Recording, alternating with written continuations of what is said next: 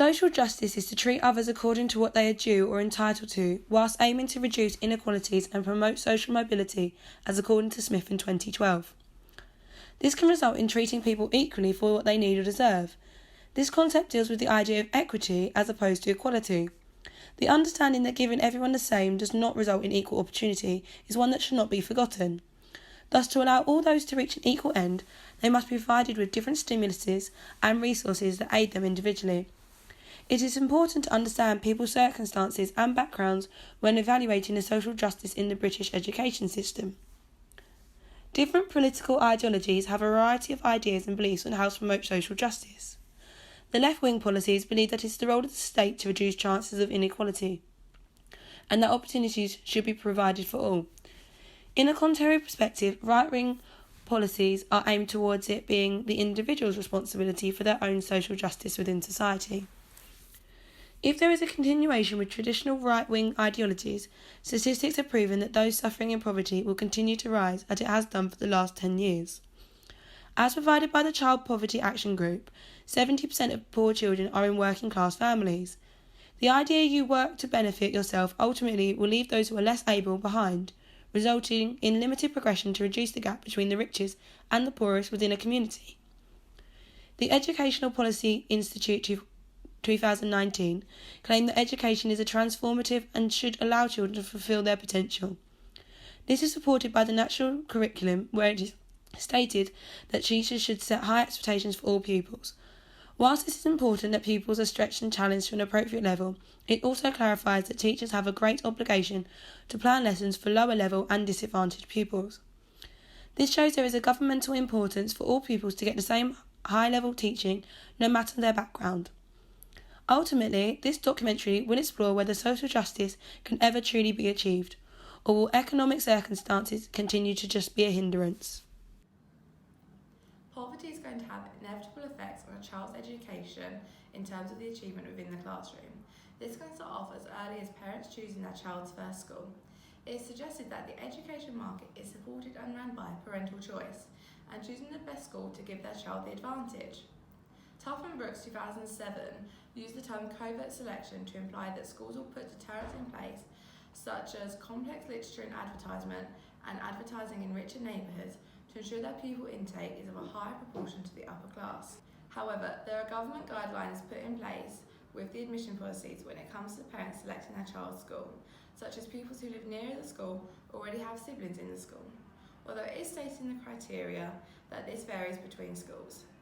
Vincent supports the view that parents act as a consumer and a partner in terms of selecting schools and driving the education market, as parents can have an effective voice, although this is influenced by parental employment and their social, cultural and material possession. The chart here clearly shows that a well-established achievement gap before children arrive at secondary school, which highlights that primary education is vital in reducing the gap. The chart shows that pupils who score in the bottom percentile for attainment lived in the most deprived areas, and those achieving the highest scores lived in the most affluent postcodes. It is important for parents to evaluate the type of school that they are sending their child to, as it is clear that from even a young age, the choice in school can have long-lasting effects. It can be argued that the admission process is biased and gives upper-class families a privilege, as it is implied that middle-class parents engage more when choosing their child's school to make the right decision for their child.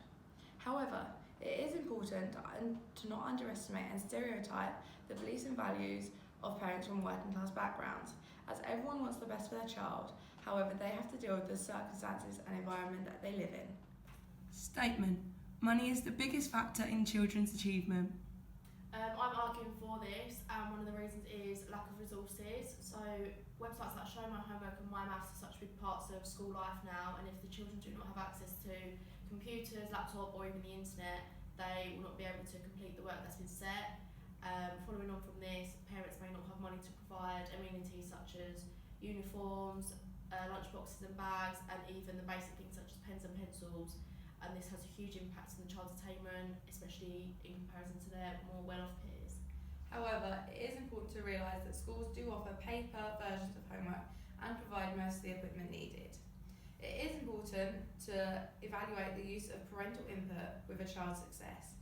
Things such as attending parents' evening and being involved within the wider school community, such as assemblies, is vital to a child's success, as if they see that their parents value and support education, then they are more likely to succeed.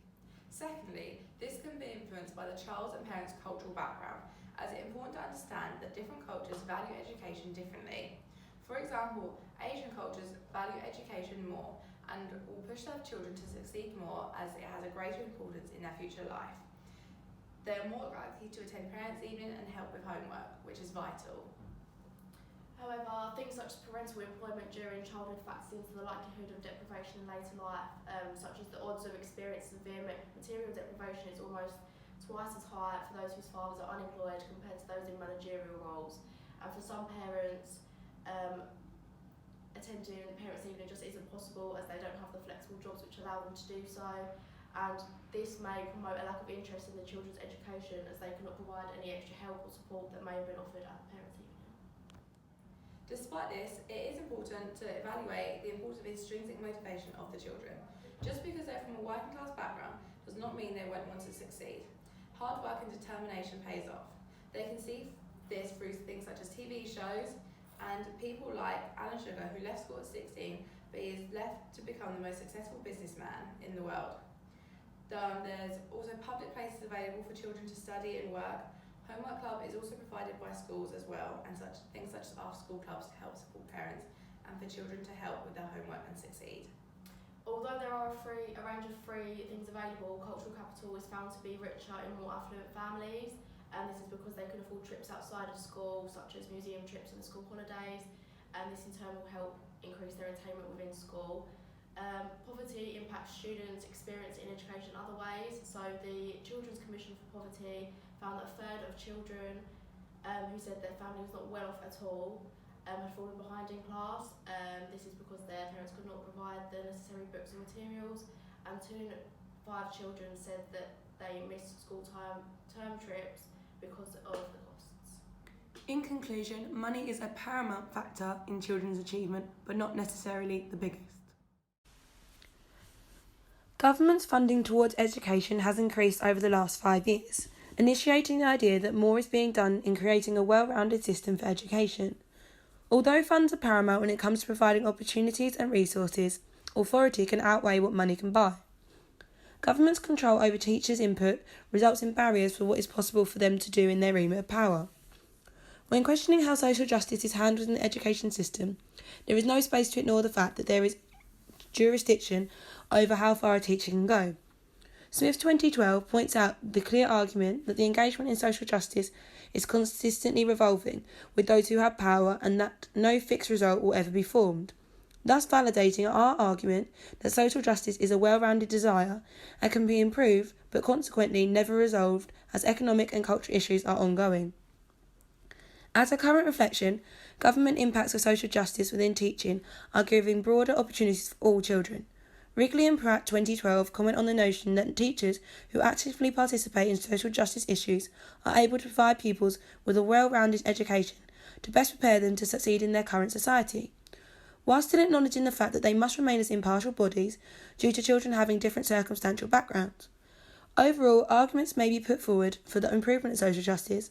However, evidence has proven that although there has been progression, there is still a long way to go, suggesting that a resolution is far off.